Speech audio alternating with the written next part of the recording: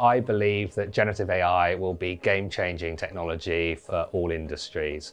The ability to generate new content, to understand new content, to analyze documents, to produce reports, to generate imagery provides a huge range of opportunities for organizations. I think the challenge for the organizations is figuring out how to adopt those systems, which systems to adopt, how to train employees to use the software, to use the systems, not just effectively, but safely. There are lots of risks when it comes to using technologies such as generative AI. Perhaps the most infamous of those is around hallucinations and fabricating content.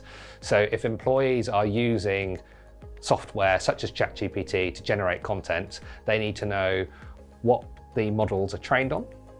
They need to know where the data that they're sending into those models is going, and they need to sensibly review and analyze the output to make sure the content is real.